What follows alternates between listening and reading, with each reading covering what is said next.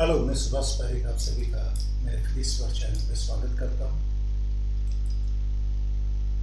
वैसे तो अपना जो टॉपिक्स रहते हैं वो फिजिक्स पे रहते हैं चूँकि, लेकिन दुनिया में जो हलचल होती है वो बड़ी इम्पोर्टेंट्स होती है, वो सभी को प्रभावित करती है। तो आज मैं करंट अफेयर्स का एक टॉपिक लेके आया हूँ, द इजराइल एंड फिलिस्तीन कॉन्फ्लिक्ट। दोस्तों, ये दुनिया का सबसे पुराना कॉन्फ्लिक्ट होगा जो कि सदियों से चला आ रहा है।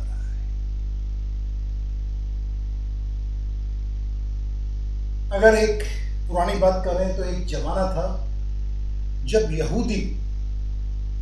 बेबीलोन की सभ्यता थी, लगभग कोई 4000 वर्ष पहले। यहूदी इस एरिया में, मेडिटेरेनियन सी के इस एरिया में यहूदी बसा करते थे। तो ये यहूदी का क्षेत्र था जो कि काफी पुराना था। जैसे जैसे वक्त बीता, ये लोग यूरोप में माइग्रेट हुए। माइग्रेट कैसे हुए आपको बताएं। ये देखिए, ये मैप देखिए।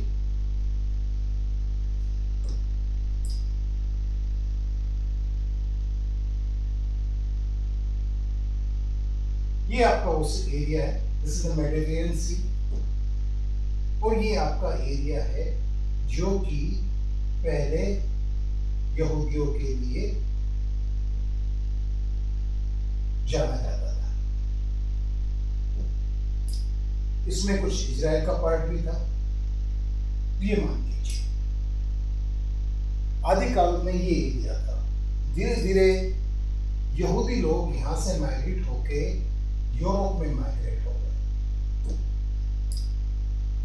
तो ऑस्ट्रिया, जर्मनी, इटली, यूके, ये सभी इसमें माइग्रेट हो गए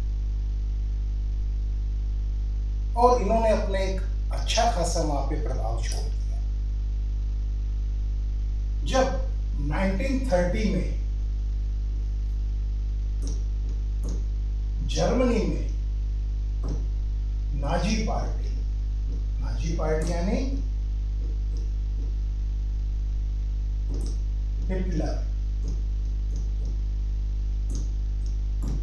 हिटलर का शासन हुआ, तो हिटलर का ये मानना था कि they are the pure blood, and उसको बहुत कत्लेआम हुआ, यहूदियों का बहुत कत्लेआम किया। सो इधर नाजी पार्टी का उदय होना, और यहां पे चूंकि जेरूसलम यहूदियों के लिए एक पवित्र स्थान माना जाता है। ये यहां पे खाली करके गए तो अरब से लोग ज्यादा माइग्रेट हुए और यहां पे इस्लाम फैलता चला गया। इस एरिया में इस्लाम फैलता चला।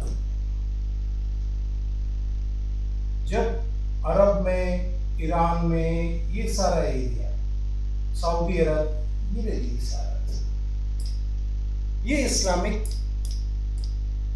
राज्य विकसित होने लगे, यहाँ इस्लाम का प्रभाव पड़ा।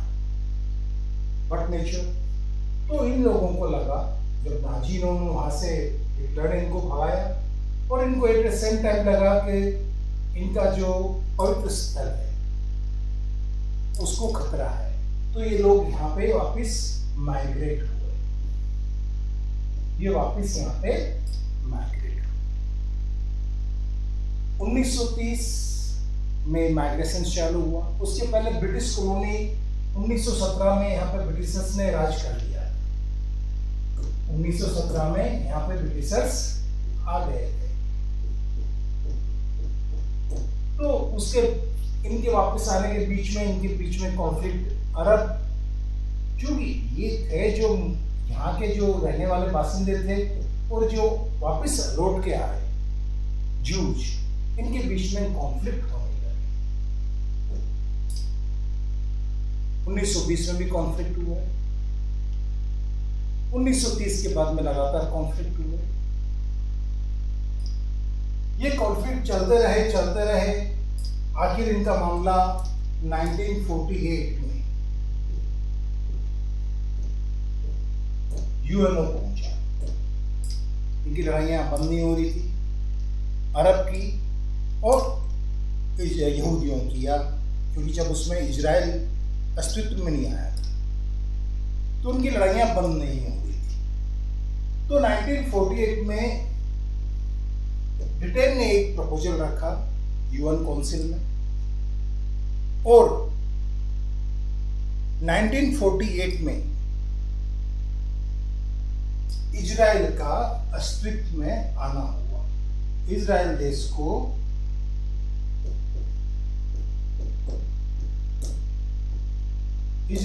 मान्यता मिली। जैसे इसको मान्यता मिली, इसके डिफरेंट एरिया में हुआ। कैसे जैसे बताएं आपको, इजराइल को मान्यता मिली। अब आप इजराइल का नक्शा देखिए, ये आपका इजराइल का नक्शा है।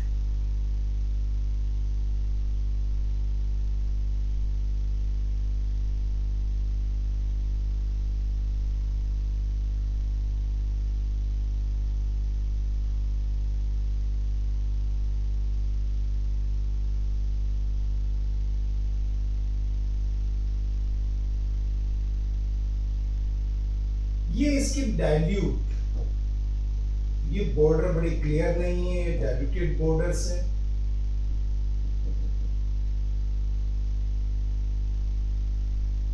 और ये ऐसी आगे बॉर्डर्स, ऊपर सीरिया है इधर, और इधर ऊपर जाओगे तो आप ऊपर में आएगा लेबनान,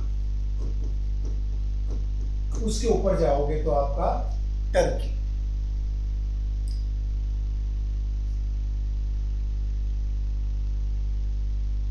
तो ये बाइफर्केशन हो गया।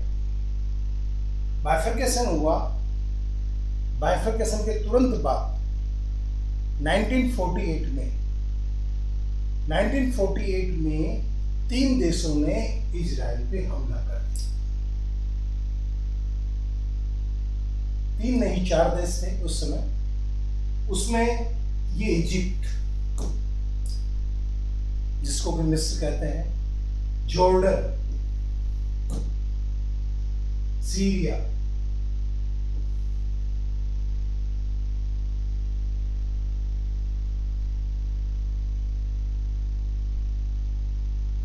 ये 3 कंट्रीज ये थी।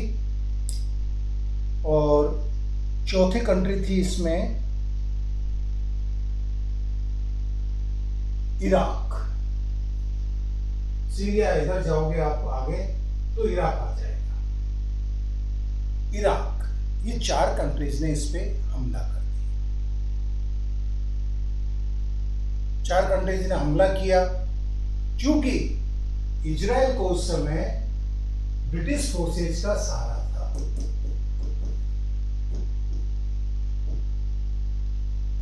तो ब्रिटिश फोर्सेज की मदद से इजराइल ने इन 4 देशों को हरा दिया।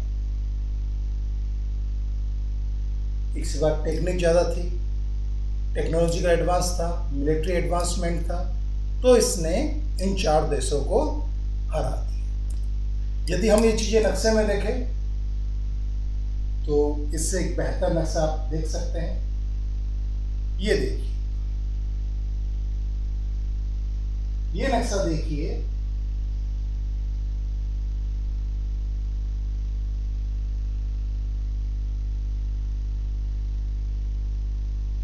in the 1946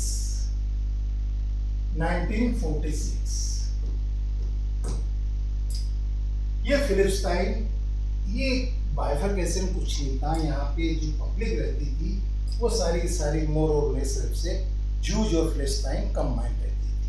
तो जूजलैंड, ये जूजलैंड कहलाता था। और जो ये ग्रीन दिख रहा है आपको, ये जूजलैंड कहलाता।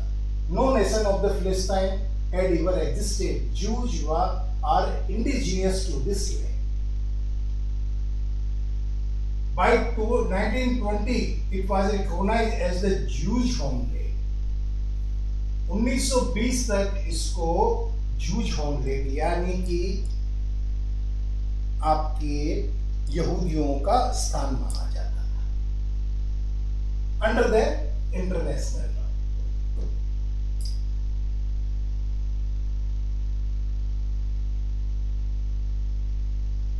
So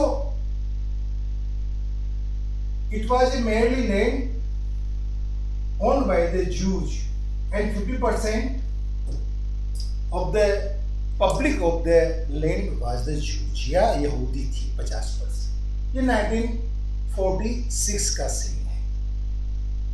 1947 में जो यूएन रेजोल्यूशंस में प्रपोजल था उसके हिसाब से 1948 में जो इजराइल बनाया गया उसका में ये था.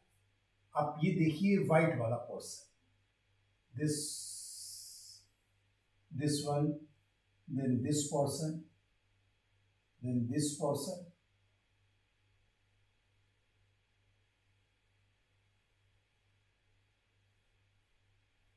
ये जो पोर्शंस था आपका, ये पोर्शन आपके गए, ये पोर्शन आपके गए इजराइल के पास.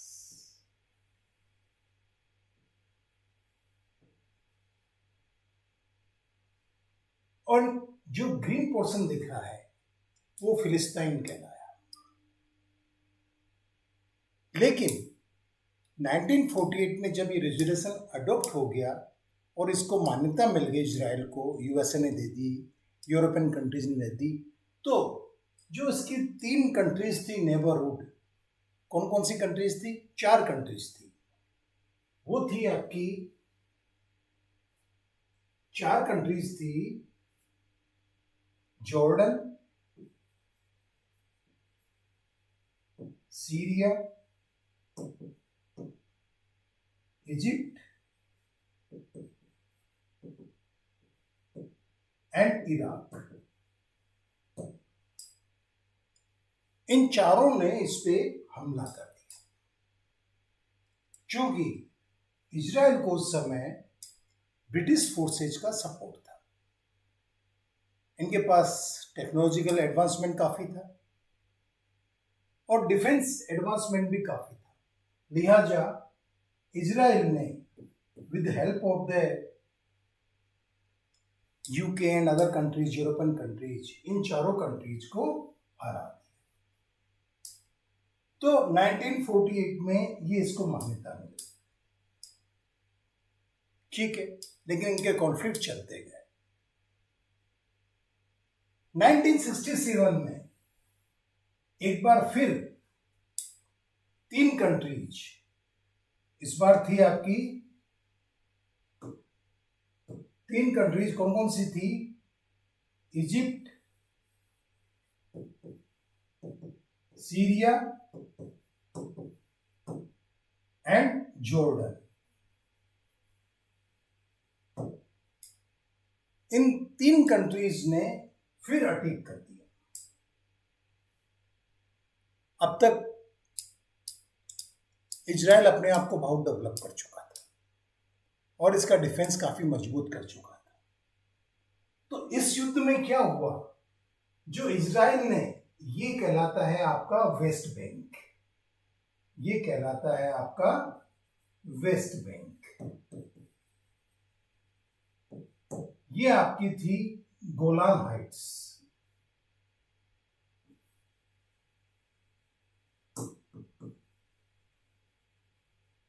और गाजा पट्टी का ये वाला पोर्शन.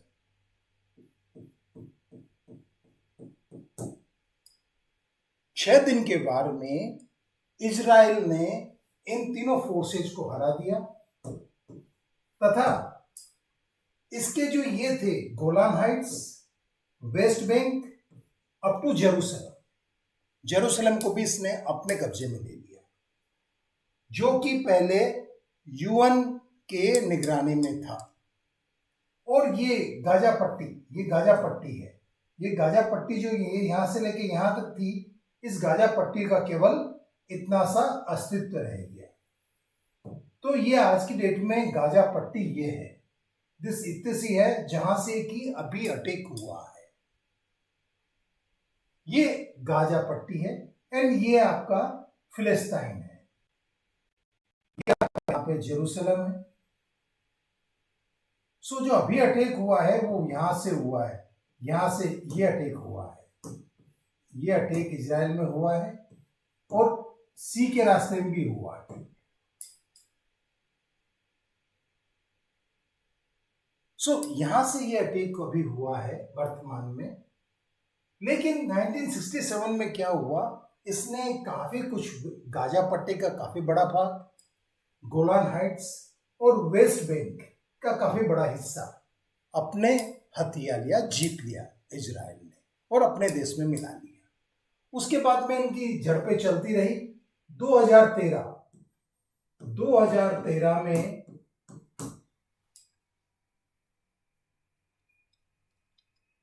तो 2013 में अभी स्थिति ये है कि इजराइल का गाजा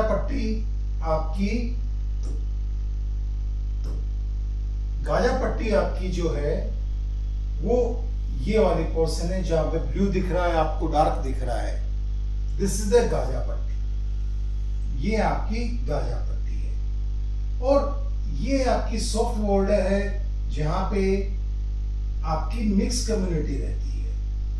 दिस इज जेरूसलम, बीच में जेरूसलम है यहाँ पे, और यहाँ पे मिक्स कम्युनिटी रहती है। तो ये इनकी झड़पें चलती रहती है। इनका जो फिलिस्तीनी मूवमेंट है वो काफी टाइम से चल रहा है। एंड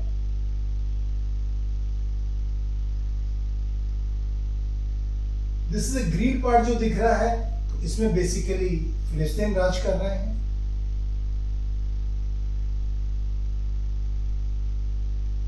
वेस्ट बैंक जो आपका ये वेस्ट बैंक है, दिस कंप्लीट वेस्ट बैंक, ये हमेशा पीएलओ में इसमें डिस्प्यूट में रहता है और जहां पे कि फिलिस्तीन लिबरेशन फोर्स आपकी काम कर रही है और ये चलता रहता है।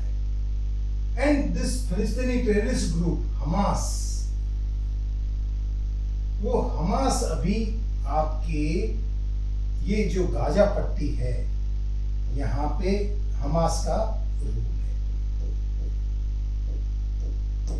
तो हमास ने अभी यहीं से सारा अटैक किया इसके ऊपर, चारों तरफ यहीं से ये जो इसकी बॉर्डर थी उसको तोड़ के गया है, सी से भी यहीं से इसने कोशिश करी है। एंड जो प्रेजेंट कॉन्फ्लिक्ट हुआ है वो सारा अटैक गाजा का जो हमास ने किया है वो गाजा पट्टी से किया है। अब स्थिति ये है कि वार को 2 दिन हो गए हैं और 2 दिन में ये जो क्लेम किया गया है वो लगभग ये है कि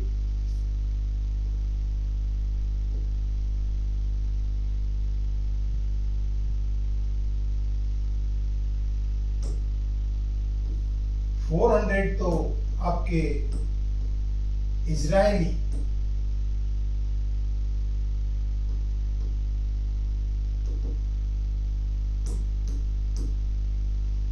बासिंदे या तो मारे गए हैं या घायल, 1500 के आसपास घायल हैं और 200 हमास कह रहा है कि 200 को उसने अगवा कर लिया है। इधर आपके जो गाजा पट्टी है उसमें रिटालिएट किया है इजराइल ने। तो उसका दावा है कि लगभग 600 सिविलियंस और हमास के जो जिनको वो कि आतंकवादी कहता है वो मारे गए हैं। युद्ध बड़ी विकट स्थिति पे है और ये इतना नाजुक मसला है कि तुरंत एक ही दिन में सभी गवर्नमेंट के स्टेटमेंट आ गए हैं। सबसे पहले स्टेटमेंट आया यूनाइटेड स्टेट्स का, एंड यूनाइटेड स्टेट कहता है कि there is no justification of a terrorism and they are the stand with the Israel. सीधा सीधा मतलब है कि हम इजराइल के साथ खड़े हैं। स्टेटमेंट और भी आ चुके हैं। स्टेटमेंट और देखिए तो आप आपका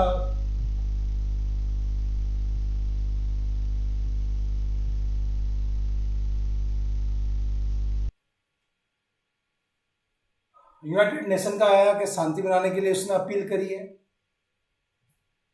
उसके बाद में फिलिस्तीनी प्रेसिडेंट जो कि फिलिस्तीन का पार्ट है, उन्होंने कहा है कि हमें अपना रक्षा करने का पूरा हक है, तो वो मोटे तौर पे लड़ाई के लिए तैयार हैं और हो क्यों नहीं होंगे इस समय। So they are actively involving in it. उन्होंने इसकी सफलता की भी कामना करी है। ईरान, एक कंट्री है ईरान, जो ईरान का बड़ा स्टेटमेंट है। उन्होंने कहा है कि हम बधाई देते हैं। उन्होंने देखिए क्या वर्ड यूज किए हैं, वी कॉन्ग्रेचुलेट द फिलिस्तीन and they are blindly supporting to the फिलिस्तीन। उसका अपना पर्पज है, अपना एजेंडा है, जो कि बरसों से इनके साथ रहा है, अभी भी वो इनके साथ खड़ा है।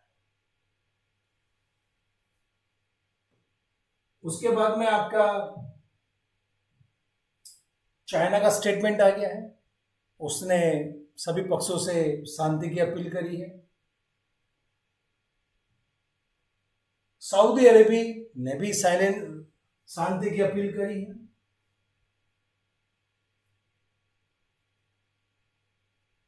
एंड इजिप्ट जो कि पहले भी वार में सम्मिलित हो चुका है, इसने कहा कि इसके गंभीर परिणाम होंगे। So this Egypt seriously watching this moment. But ये वेल नोन है कि इजिप्ट जब भी जाएगा वो फिलिस्तीन के साथ जाएगा। इंडिया, हमने कहा कि भाई we are against the all terrorism activity and we respect the solidarity of the Israel.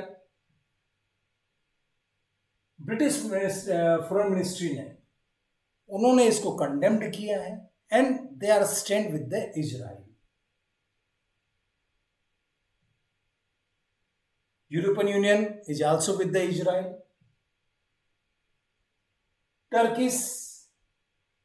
Turkish चूंकि नाटो का पार्ट है, इजराइल एक नाटो का पार्ट नहीं है, बट वो एक क्लोज अलाइड है नाटो का। जो 31 कंट्रीज है उसमें नाम नहीं है नाटो में इसका, लेकिन बड़ा क्लोज अलाइड है। टर्की जो अगेन एक नाटो का पार्ट है। We call for the restraint from the all parties, क्योंकि टर्कीज के लिए बड़ा यहाँ पे एक दुविधाजनक समय है। वो नाटो का पार्ट है, नेचुरली उसको नाटो के साथ जाना चाहिए, but that is again a Muslim country. So ये देखते हैं क्या स्टैंड लेते हैं। Qatar, foreign ministry Israel alone was responsible for the ongoing. ये स्ट्रेट फॉरवर्ड कतर ने कहा है कि इसमें इजराइल दोषी है। Russia foreign minister, because Russia is already involve in the war with the Ukraine. तो जब किसी भी नाटो कंट्रीज या उसके सहभागी कंट्रीज या उसकी नियर बाई कंट्रीज, यूएसए के कंट्रीज के, अगर वो कोई तकलीफ में आएगी तो रशिया इनडायरेक्टली तो प्रसन्न ही होगा, क्योंकि वो यूक्रेन में बहुत उलझा हुआ, लगभग उसको 450 दिन हो गए, कोई उसका अंत नहीं निकल रहा है। तो वो उसको certainly the Russia will be stand against the US. Ukraine president, चूंकि यूएसए उसके साथ जा रहा तो यूक्रेन इजराइल के साथ है। हिजबुल्ला, ये लेबनान कंट्रीज है। Lebanon is strongly with the फिलिस्तीन एंड उसका एक गुट है हिजबुल्ला। हिजबुल्ला जो लेटेस्ट रिपोर्ट है उसके हिसाब से वो जो हमास है उसके साथ, इजराइल के साथ में जो इसका नॉर्थ बॉर्डर है या वेस्ट बैंक है, उस पे उसने युद्ध चालू कर दिया, उसने अटैक चालू कर दिया। So this situation is very tough. This incident alone is divided the whole world more or less in the two part.